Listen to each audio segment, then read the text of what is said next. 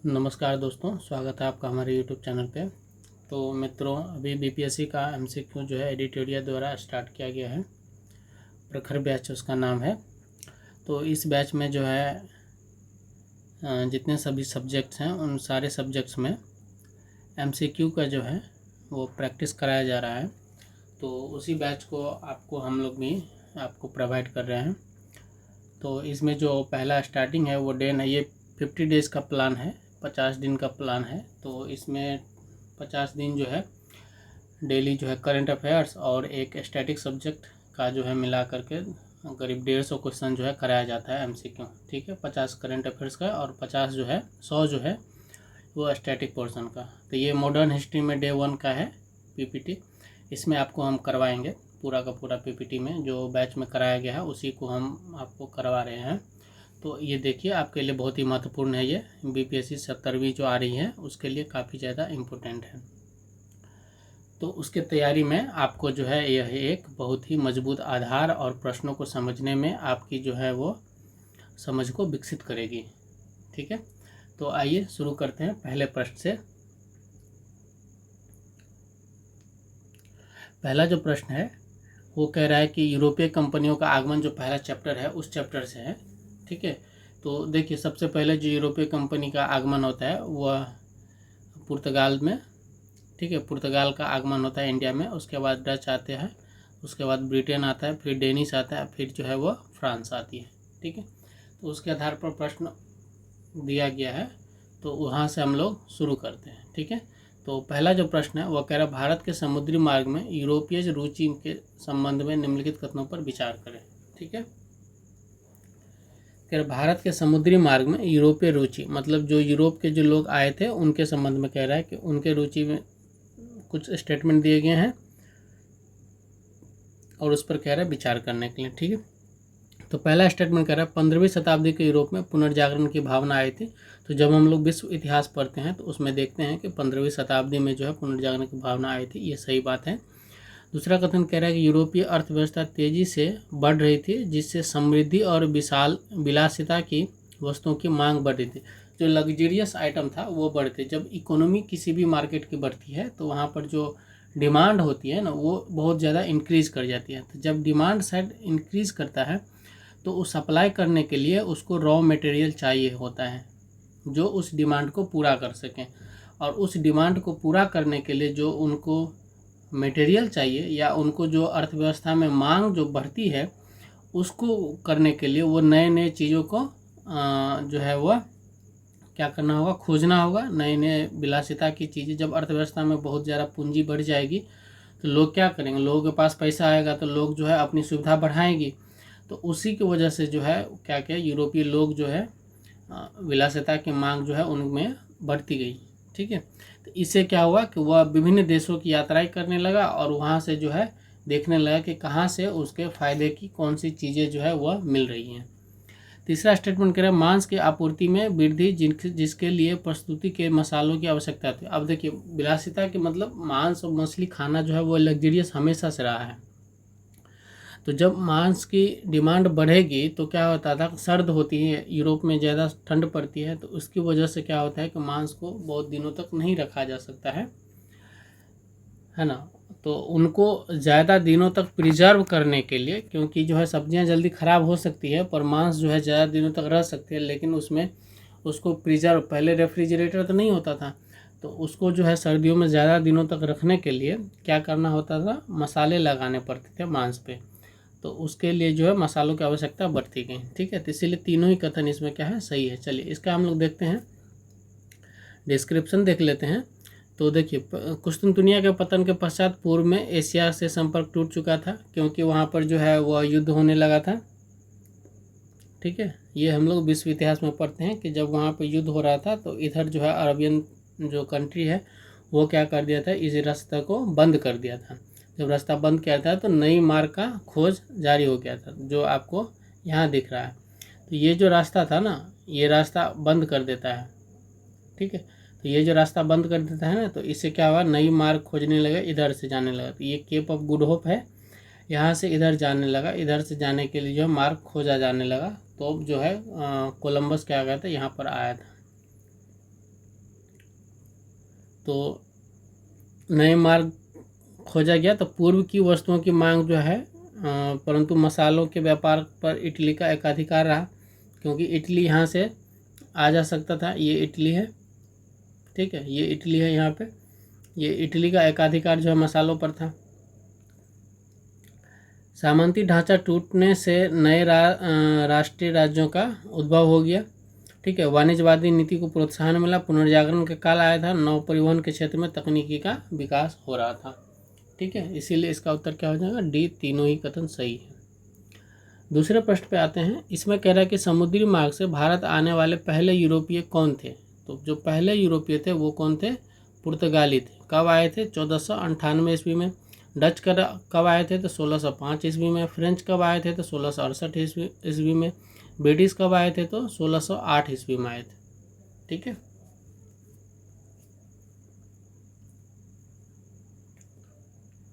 तो पुर्तगाली सबसे पहले यूरोपीय थे जो समुद्री मार्ग से क्या हुए थे, भारत आए थे, ठीक है। वास्तव में पुर्तगाली भारत आने वाले पहले और भारत छोड़ने वाले अंतिम यूरोपीय थे। पुर्तगालियों ने 1610 से 1661 तक लगभग 450 वर्षों तक गोवा पर क्या किया, शासन किया। जब वो पुर्तगाली आया तो गोवा में उतरा और गोवा में ही, गोवा के तट पर ही रह गया वो, ठीक है। यहाँ मुंबई के पास उतरा और यहीं पर वह क्या कर गया, गोवा के पास रह गया। तीसरा प्रश्न कह रहा है कि किस गुजराती नाविक ने भारत यात्रा के दौरान वास्को डी गामा की मदद की थी। तो किसने की थी, तो अब्दुल मजीद ने। अब्दुल मजीद जो है वह भारतीय यात्री थी जो किसकी मदद किए थे, वास्को डी गामा की, ठीक है। तो वास्को डी गामा जो है वह 3 जहाज़ों का लेकर के आया था, जिसका नेतृत्व कौन कर रहा था, तो अब्दुल मजीद नामक जो है एक गुजराती व्यापारी था, नाविक था, वो कर रहा था।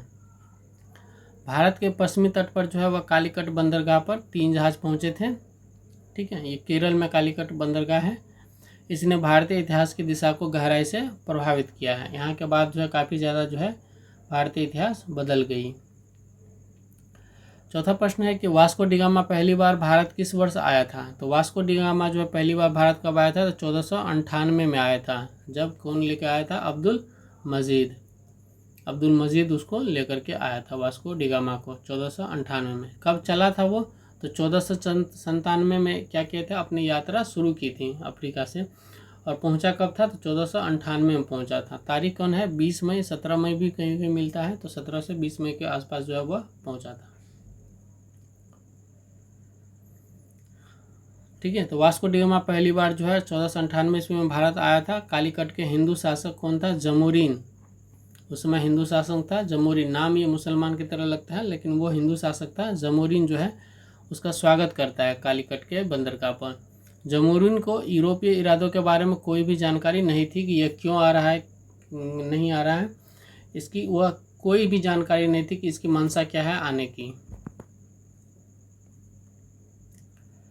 पांचवा कह रहा है कि कालीकट बंदरगाह पर वास्को डी गामा का स्वागत किसने किया था, तो जमोरीन ने किया था, ठीक है।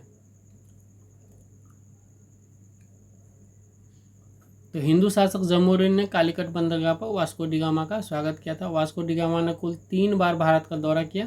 उसने यूरोप में वस्तुओं को लेकर भारी मुनाफा कमाया था।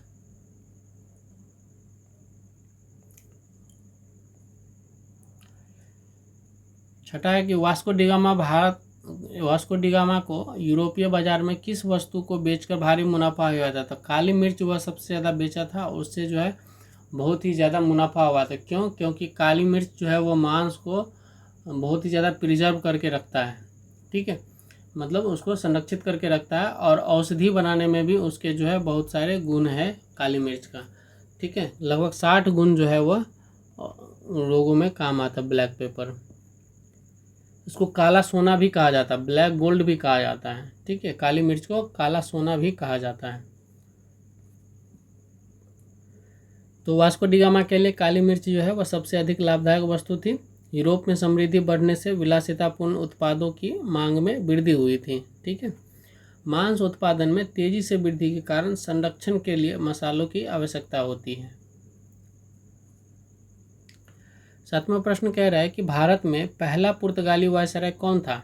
तो भारत में जो पहला पुर्तगाली वायसराय था वो कौन था, अल्मेडा था, ठीक है। 1505 ईस्वी से 9 तक रहा था, ये पुर्तगाल का था। ठीक है। इसकी जो एक नीति थी ब्लू वाटर पॉलिसी, ठीक है, नीले पानी की नीति थी, तो वो काफ़ी ज़्यादा फेमस हुआ था अल्मेडा की ब्लू वाटर पॉलिसी। ठीक है। पूरा नाम क्या है इसका? Francisco de Almeida. 1505 में जो है प्रथम पुर्तगाली वायसराय के रूप में भारत आया था।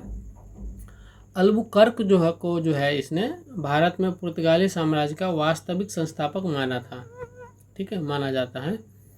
अल्बुकर्क ने जो है 1510 में बीजापुर के शासक आदिल शाह से गोवा पर क्या कर लिया? कब्जा कर लिया था। आदिल शाह को हरा देता है और गोवा पर कब्जा कर लेता है। उसके बाद से आज़ादी के उपरांत तक जो है वह रहता है, पुर्तगाली आकर के फिर से कब्जा कर लेता है। ठीक है।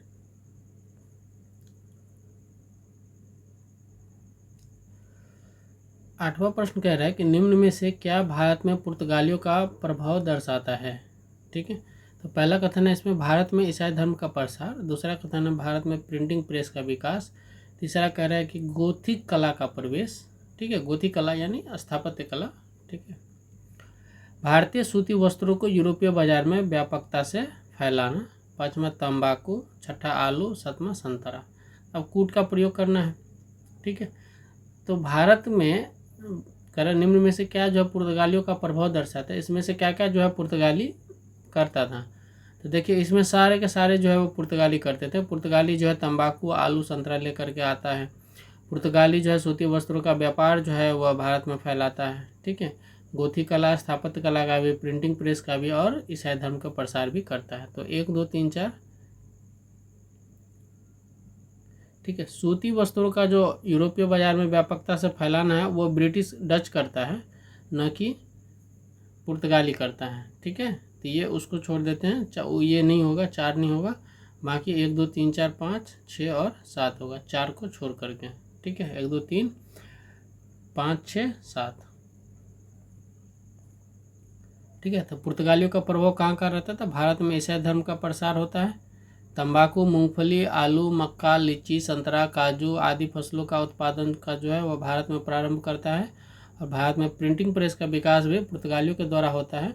गोथिक स्थापत्य कला का प्रवेश जो है वह, ठीक है, वो भी जो है पुर्तगालियों के द्वारा होते हैं। ठीक है। इसी को कहते हैं सार्सेनिक। ठीक है, सार्सेनिक ब्रिटेन में इसको क्या कहा जाता है। तो अगला प्रश्न है कि हुगली को समुद्री डकैती के अड्डे के रूप में किसने इस्तेमाल किया? ठीक है। तो पुर्तगाली ने इस्तेमाल किया था हुगली को समुद्री डकैती के अड्डे के रूप में। ठीक है। तो पुर्तगालियों का जो मकसद था वो काफ़ी ज़्यादा लूटपाट, डकैती और ये सब करता था, और मुसलमानों पर जो है बहुत सारा अत्याचार करता था। ठीक है। अंततः जो है 1631 ईस्वी में कासिम खान जो क्या था, शाहजहाँ के शासनकाल के दौरान बंगाल का गवर्नर था, वो क्या करता है, हजारों पुर्तगालियों को कैद कर लेता है। पुर्तगाली जो है वह हुगली में बंगाल की खाड़ी में समुद्री डकैती के लिए जो है वह आधार के रूप में उसका इस्तेमाल करता था। हुगली से जो है वह अपना अड्डा बनाता था और वहाँ से पूरे समुद्र पर जो है वह क्या करता था, उस जो बंगाल की खाड़ी है उसमें डकैती किया करता था। पुर्तगालियों ने भारत में अपना पहला वाणिज्यिक व्यापार केंद्र कहाँ स्थापित किया था? तो ये किया था कोचीन में। पुर्तगाली जो है अपना पहला जो है व्यापारिक केंद्र स्थापित करता है कोचीन में 1503 ईस्वी में। ठीक है। तो कोचीन में जो है वो पुर्तगालियों ने कालीकट में अपना पहला कारखाना स्थापित करता है, और कालीकट, कन्नौर और कोचीन पुर्तगालियों के महत्वपूर्ण व्यापारिक केंद्र बन जाता है। अंततः जो है गोवा में भारत में पुर्तगाली शक्ति का केंद्र जो है वह बन जाता है। गोवा जो है वह पुर्तगाली शक्ति का केंद्र बन जाता है। ठीक है। तो कोचीन में जो है वह अपने वाणिज्यिक व्यापारिक का पहला जो है वह स्थापित करता है केंद्र के रूप में। भारत में तंबाकू की खेती और प्रिंटिंग प्रेस के आरंभ का श्रेय किस यूरोपीय शक्ति को जाता है? तो ये भी पुर्तगाली को जाता है, अभी ही हमने पढ़ा था पीछे प्रश्न में। ठीक है। तंबाकू की खेती और प्रिंटिंग प्रेस की शुरुआत जो है वह पुर्तगालियों ने किया था। पुर्तगाली मुसलमानों के प्रति बहुत ही असहिष्णु थे, मतलब उनको मुसलमान जो है वह रत्ती भर भी नहीं भाते थे। पुर्तगालियों ने भारत में टमाटर और मिर्च भी लाए थे। भारत में पुर्तगाली शक्ति का वास्तविक संस्थापक किसे माना जाता है? तो ये माना जाता है अल्बुकर्क को। ठीक है, अल्बुकर्क को जो है वह अल्मेडा, फ्रांसीसी डी अल्मेडा जो है पहला गवर्नर जरूर रहता है, लेकिन जो पुर्तगाली शक्ति का संस्थापक है वह अल्बुकर्क को माना जाता है, जो 1509 से 1515 ईस्वी तक भारत में रहा था। अल्बुकर्क को भारत में पुर्तगाली शक्ति के वास्तविक संस्थापक के रूप में जाना जाता है। अल्बुकर्क ने 1510 में बीजापुर के सुल्तान से गोवा का क्या कर लिया था? अधिग्रहण कर लिया था। उसके शासनकाल के दौरान एक दिलचस्प विशेषता सती प्रथा का उन्मूलन था। ठीक है, तो अल्बुकर्क जो है वह सती प्रथा के उन्मूलन में बहुत बड़ा योगदान दिया था। किस वायसराय के साथ कार्यकाल में गोवा को पुर्तगालियों की अस्थायी राजधानी बनाया गया था? तो गोवा को जो है पुर्तगालियों की अस्थायी राजधानी बनाया गया था वह किसके शासनकाल में? तो नीनो दा कुन्हा के शासनकाल में 1530 ईस्वी में ऐसा किया गया था, नीनो दा कुन्हा। ठीक है, तो नीनो दा कुन्हा के शासनकाल में किया गया था ने भारत को में जो है वह पुर्तगाली सरकार का मुख्यालय कोचीन से गोवा स्थानांतरित कर दिया था। ठीक है, तो गोवा को जो है राजधानी बनाता है कुछ दिनों के लिए। पहले कहाँ पे था? तो पहले कोचीन था। बेसिन द्वीप जो है वो 1534 ईस्वी में उसके शासन के दौरान अधिग्रहित किया गया था। कार्टाजे प्रणाली निम्नलिखित में से किस यूरोपीय शक्ति के संबंधित थी? तो ये किसके? तो पुर्तगाली से संबंधित थी। कार्टाजे क्या होता था? समुद्र में व्यापार करने की जो क्या होती थी वो एक तरह से कहिए तो परमिशन होती थी। ठीक है, परमिट होती थी। और उसके समय पे जो है वो क्या होता था? ब्लू वाटर पॉलिसी जो है वह अल्मेडा ने शुरू की थी, वह काफ़ी ज़्यादा फेमस हुई थी, उसी के तहत जो है वह कार्टाजे दिया जाता था। तो कार्टाजे प्रणाली पुर्तगालियों से संबंधित थी। इस प्रणाली को ब्लू वाटर पॉलिसी के नाम से जो भी जाना जाता है। नव नियुक्त गवर्नर फ्रांसिस्को डी अल्मेडा को भारत में पुर्तगालियों की स्थिति मजबूत करने और अदन, ओरमुज और मलक्का पर कब्जा करके मुस्लिम व्यापार को नष्ट करने के लिए कहा गया था। पुर्तगालियों का मुगलों से पहला संघर्ष किस शासक के समय हुआ था? तो पुर्तगालियों का मुगलों से जो पहला संघर्ष हुआ था वह जहांगीर के समय में हुआ था, 1610 ईस्वी में। ठीक है, 1498 में जो लोदी आता है, सिकंदर लोदी। ठीक है, तो 1613 ईस्वी में जो है वह जहांगीर से सामना होता है पुर्तगालियों का। मुगलों का पुर्तगालियों से पहला संघर्ष जो है वह जहांगीर के समय होता है 1613 ईस्वी में। कहाँ पे होता है? तो ये सूरत में होता है। ठीक है, ये सूरत में होता है। किस पुर्तगाली वायसराय ने भारतीयों से विवाह नीति को प्रोत्साहित किया था? ठीक है, तो कौन से पुर्तगाली वायसराय थे जो भारतीयों से विवाह नीति को प्रोत्साहित किया था? तो ये किया था फ्रांसिसो डी अल्बुकर्क ने। अल्बुकर्क जो है वह भारतीयों से विवाह करके उसका क्या कर देता था? धर्म अंतरण कर देता था, और वह जो है वह वहाँ का क्या करता था? राज्य भी हड़प लेता था। ठीक है, तो वास्तविक संस्थापक अल्बुकर्क भी है। पुर्तगाल की नौसेना ने 1509 में संयुक्त बेड़े को पराजित कर हिंद महासागर में सबसे शक्तिशाली हो गई। संयुक्त बेड़े में शामिल थे, कौन कौन से संयुक्त बेड़े में शामिल थे? तो गुजरात की सेना, तुर्की और मिस्र शामिल थी, मुगल शामिल नहीं थे। ठीक है, तो 1, 2 और 4 होगा। ठीक है, तो 1509 में पुर्तगालियों ने गुजरात, तुर्की और मिस्र की संयुक्त सेना को पराजित कर हिंद महासागर में सबसे शक्तिशाली हो गया था। ठीक है,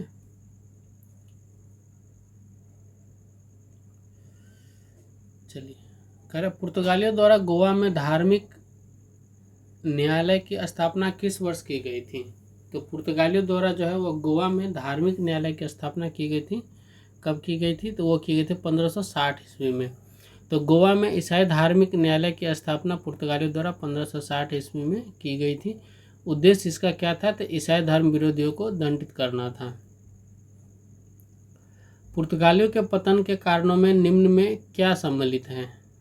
ठीक है, तो धार्मिक और वैवाहिक नीति, दोषपूर्ण रणनीतिक नीति, अंग्रेजी और डच शक्ति का भारत में प्रवेश।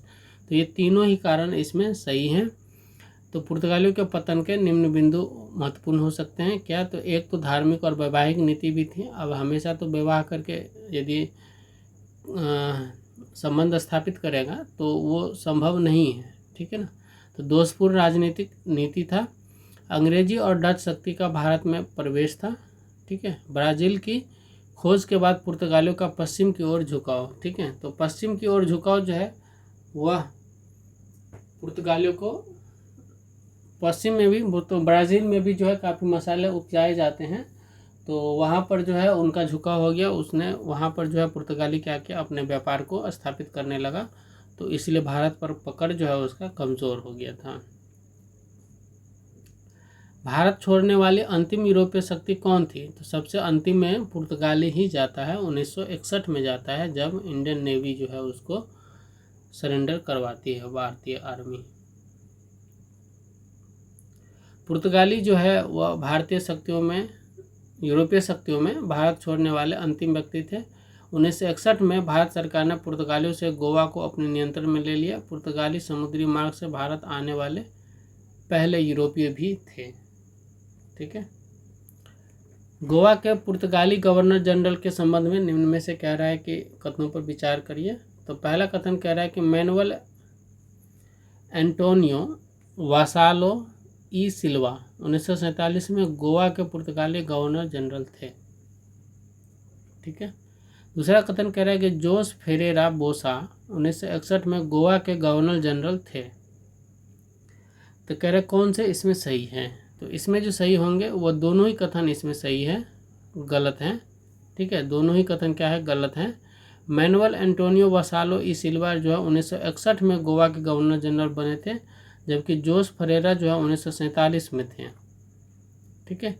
और यहाँ पर क्या था, जोस फरेरा को 1961 में दे दिया है और मैनुअल एंटोनियो वासेला ई सिल्वा को 1947 में दिया है। तो ये क्या हो जाएगा, ये यहाँ हो जाएगा और ये यहाँ आ जाता। चलिए, पुर्तगालियों के आगमन के समय उत्तरी भारत पर कौन शासन कर रहा था? तो कौन कर रहा था? सिकंदर लोदी कर रहा था 1498 ईस्वी में। तो पुर्तगालियों के आगमन के समय जो है उत्तरी भारत पर सिकंदर लोदी जो है वह शासन कर रहा था। सिकंदर लोदी 1489 से जो है 1517 तक रहता है।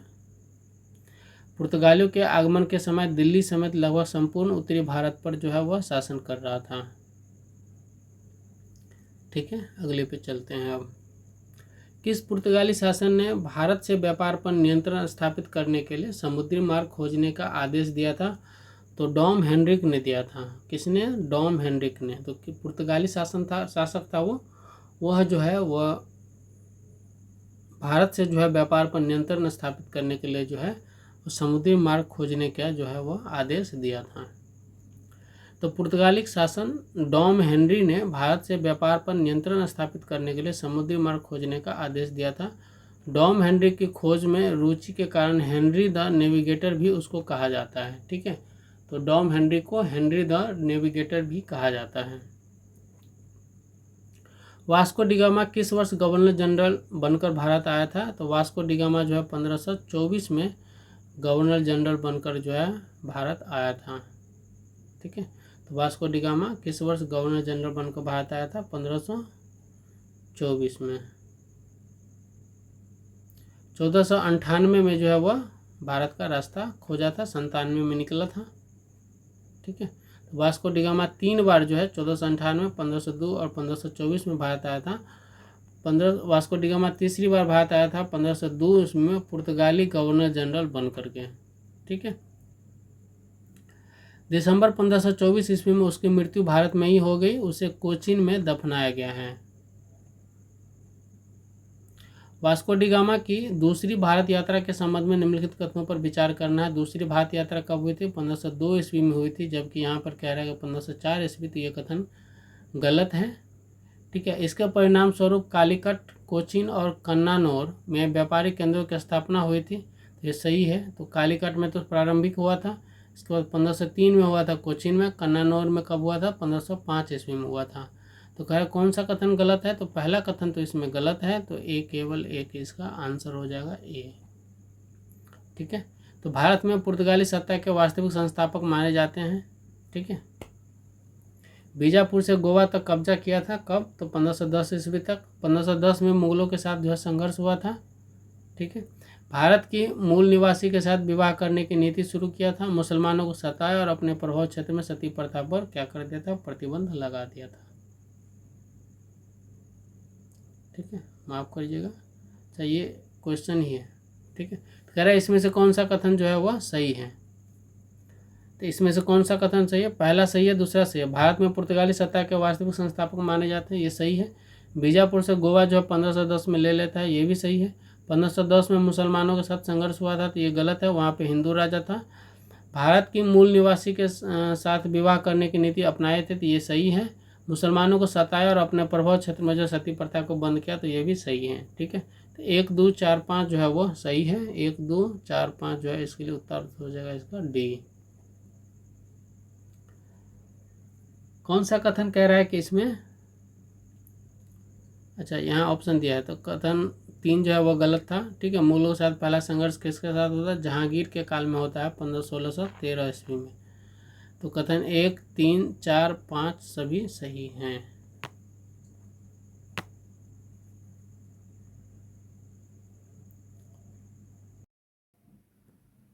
चलिए दोस्तों 27वें प्रश्न पे चलते हैं। इसमें कह रहा है कि निम्नलिखित कथनों पर विचार करें।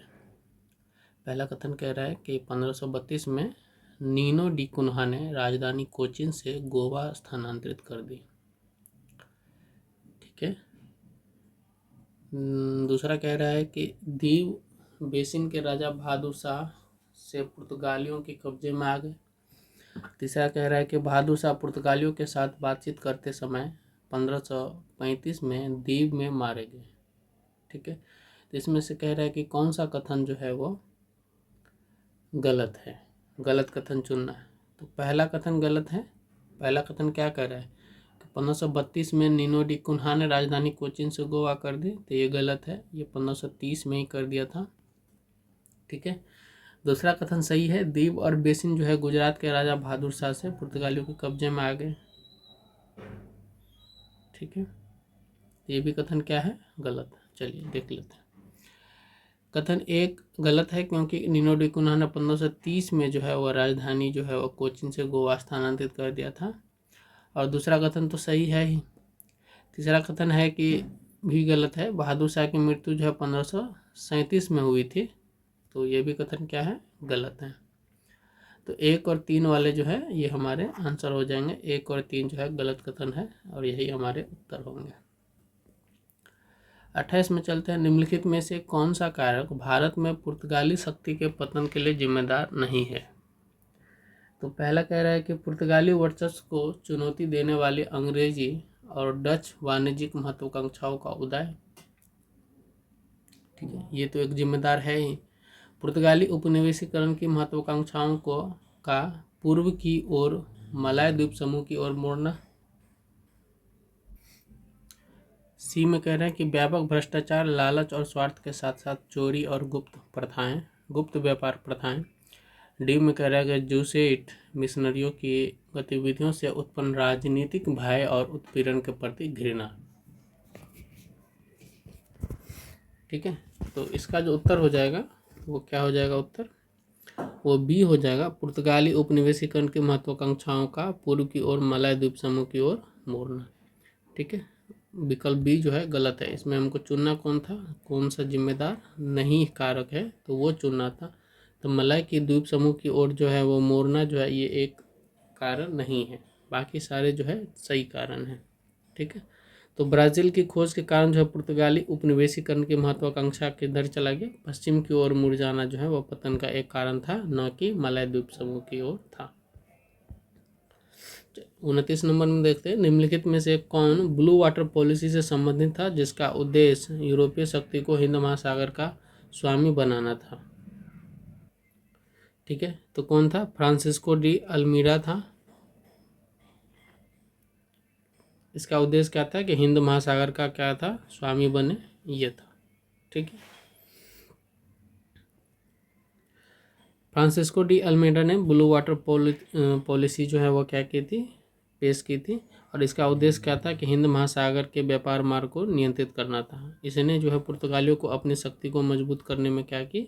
मदद की थी। भारत में पुर्तगाली शासन के संबंध में निम्नलिखित कथनों पर विचार करना है। पुर्तगाली पहली यूरोपीय शक्ति थे जिसने भारत में दास व्यापार शुरू किया। दूसरा कथन कह रहा है कि मुगल सम्राट अकबर ने बंगाल के गवर्नर को पुर्तगालियों के खिलाफ कार्रवाई करने का आदेश दिया था। ठीक है, तो दूसरा कथन जो है वो गलत है, सही है, सही कथन चुनना है। तो केवल एक जो है इसमें क्या है? सही है। ठीक है, क्योंकि इसमें क्या होता है? अकबर ने नहीं दिया था, कौन दिया था? शाहजहां ने दिया था। शाहजहां ने जो है बंगाल के गवर्नर कासिम खान को पुर्तगालियों के खिलाफ कार्रवाई करने का आदेश दिया था। ठीक है, और सबसे पहले जो दास व्यापार शुरू किया था वो किसने किया था? पुर्तगालियों ने शुरू किया था। भारत में यूरोपीय शक्तियों के आगमन का सही कालानुक्रम चुनना है। ठीक है, कौन कब आया है?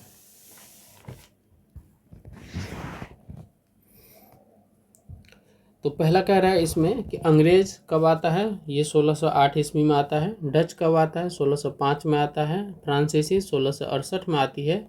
और पुर्तगाली जो है वो 1498 में आता है। तो सबसे पहले क्या हो जाएगा? 4 हो जाएगा। ठीक है, उसके बाद क्या होगा? 1498 के बाद 1605 आएगा, तो 4 के बाद 2 होगा। उसके बाद 1608 आएगा, तो 2 के बाद 1 आएगा, फिर उसके बाद 3 आएगा। तो 4 2 1 3, 4 2 1 3, तो ये हमारा क्या हो जाएगा? उत्तर सही हो जाएगा, बी नंबर का। ठीक है, अंग्रेजी कब आते हैं? 1608 में। डच कब आते हैं? 1605 में। फ्रेंच कब आते हैं? 1668 में। पुर्तगाली कब आते हैं? 1498 में। इसमें भी मिलान करना है। इसमें कह रहा है कि कोलंबस जो है वो किसकी खोज किया था? तो अमेरिका की। ठीक है, अमेरिका तक जाने की रास्ते की खोज की थी। कैप्टन जेम्स कुक जो है वो ऑस्ट्रेलिया। ठीक है, तस्मान जो है वो न्यूजीलैंड के रास्ते की खोज की थी। और बार्थोलोम्यू जो है वो कितना? केप ऑफ गुड होप की। ठीक है, तो इसका क्या हो जाएगा? 2, इसके बाद हो जाएगा 1,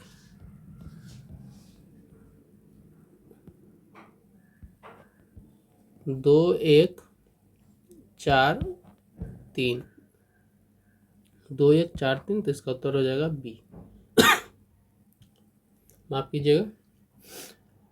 ठीक है, कोलंबस स्पेन का निवासी था और वह अमेरिका का खोज 1492 में करता है। कैप्टन जेम्स कुक जो है वह ब्रिटेन का निवासी था और ऑस्ट्रेलिया का खोज करता है। तस्मान जो है हॉलैंड की निवासी था और न्यूजीलैंड का खोज करता है 1642 में। और बार्थोलोम्यू डिजाज जो है वह केप ऑफ गुड होप की खोज करता है कितना? तो 1487 में।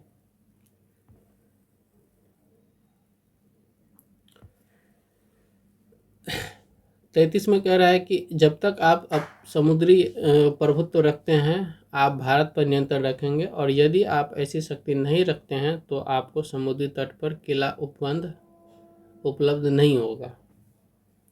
इसका कथन है, ये किसका कथन है? तो ये अल्मोड़ा का कथन है। अल्मोड़ा का कथन है कि जब तक आप जो है वो क्या करते हैं? समुद्र पर जो है अपना प्रभुत्व रखते हैं, तभी तक आप भारत पर नियंत्रण रख सकते हैं। समुद्र पर से प्रभाव हटा और आपका जो है भारत पर से नियंत्रण हटा, क्योंकि समुद्री तट पर आपको तब किला जो है वो नहीं मिलेगा। इसीलिए उसका ब्लू वाटर पॉलिसी जो है लाया था। ठीक है, तो फ्रांसिस्को डी अल्मेडा जो है वो पुर्तगाल के एक सैनिक और खोजकर्ता थे। अल्मेडा 31 अक्टूबर 1505 को कोचीन पहुंचता है और 1505 में पुर्तगाल के राजा फर्डिनेंड प्रथम ने उन्हें जो है 3 साल के कार्यकाल के लिए भारत का पुर्तगालों का वायसराय जो है वह नियुक्त कर देता है। ठीक है,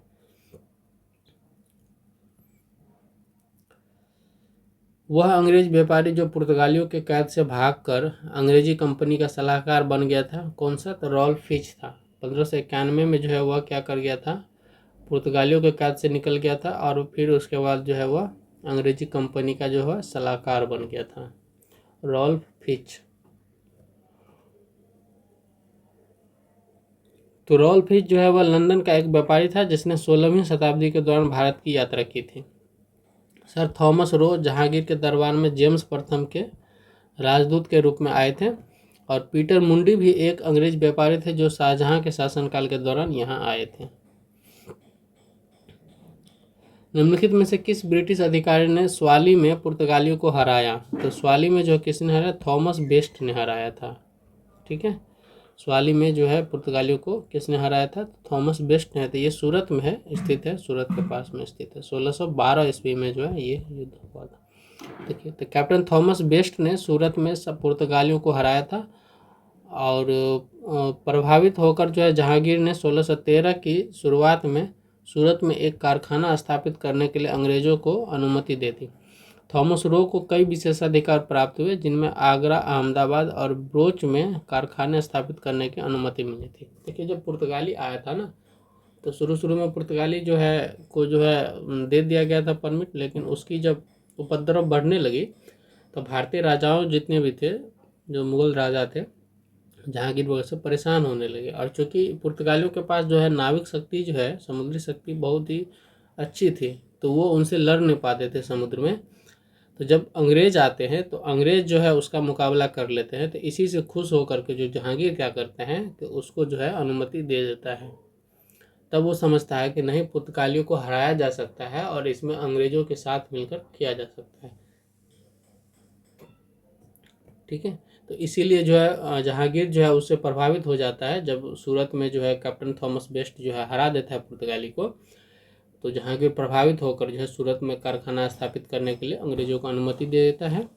और थॉमस रो को जो है और भी कई ज़्यादा जो है वो क्या करता है, विशेषाधिकार दे देता है, जिसमें आगरा जो है, अहमदाबाद और ब्रोच में जो है कारखाने स्थापित करने की अनुमति देता है।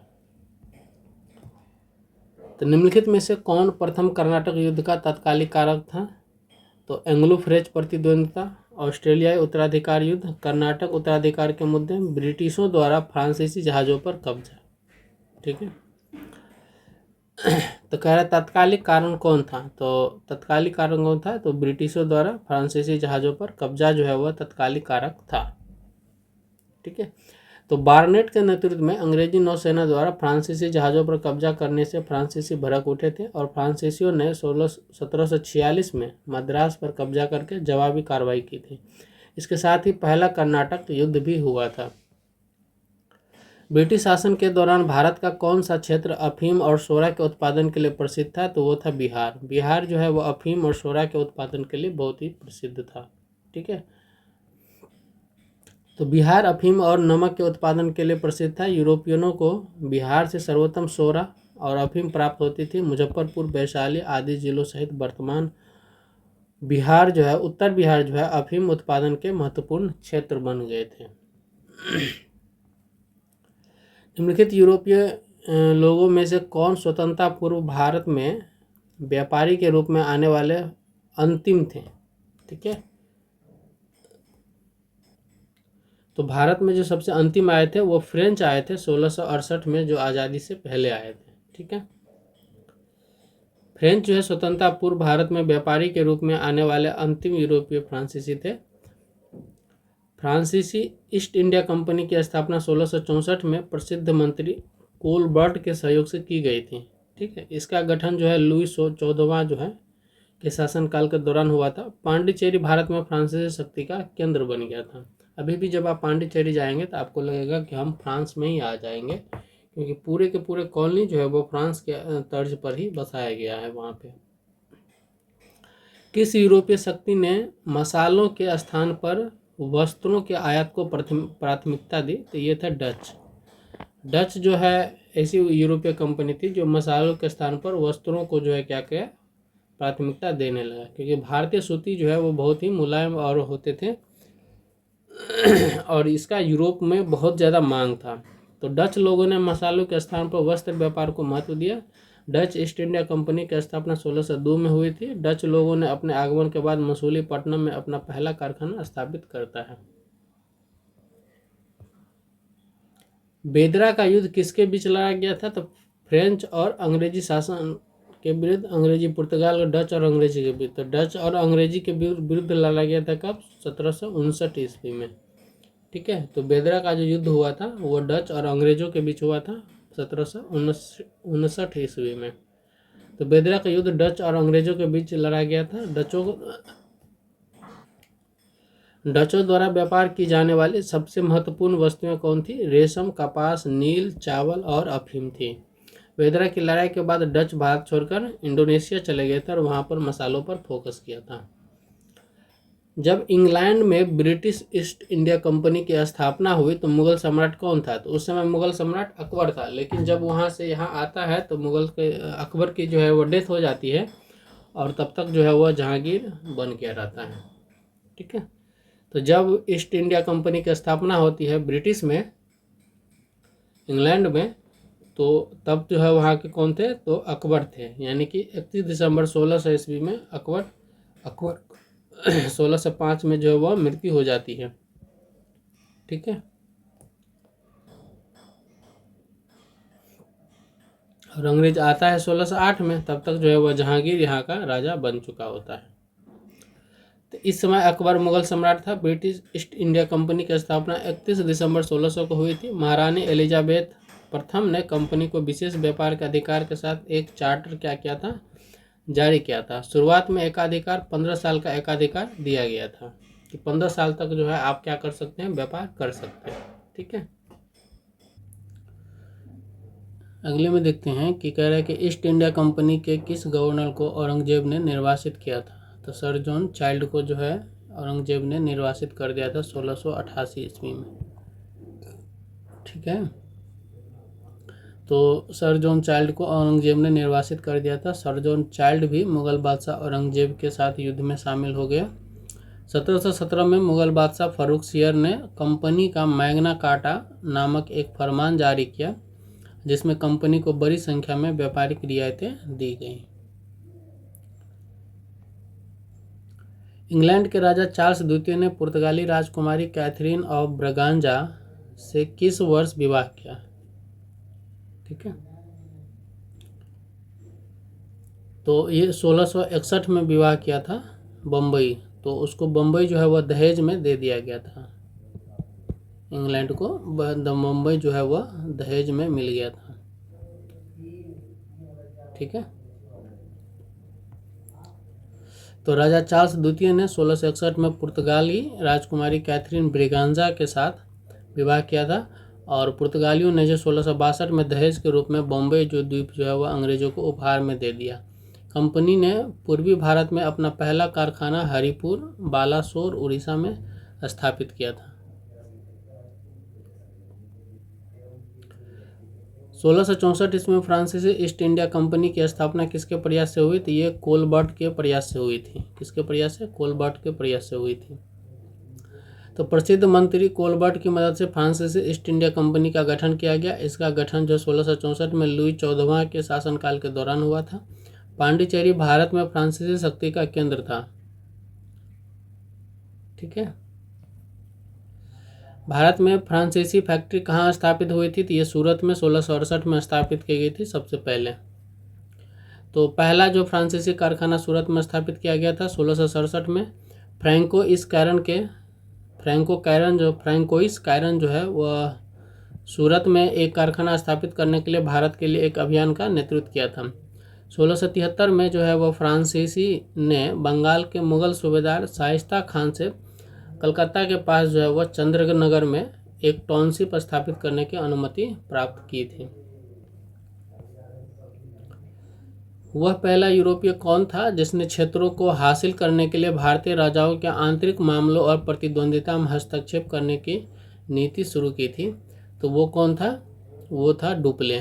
ठीक है। तो डुप्ले ने जो है वह भारतीय राजाओं के आंतरिक मामलों में हस्तक्षेप करने की जो है नीति शुरू की थी। इसीलिए इसमें जो है डुप्ले को सहायक संधि की प्रथा का प्रवर्तक भी कहा जाता है।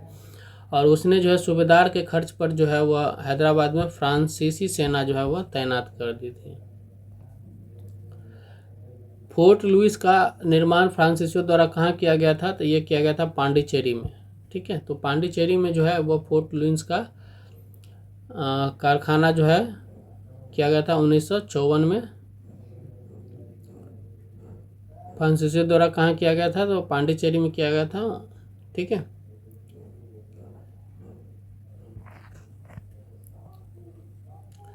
तो फोर्ट लुइस का निर्माण जो है पांडिचेरी में फ्रांसीसियों द्वारा किया गया था।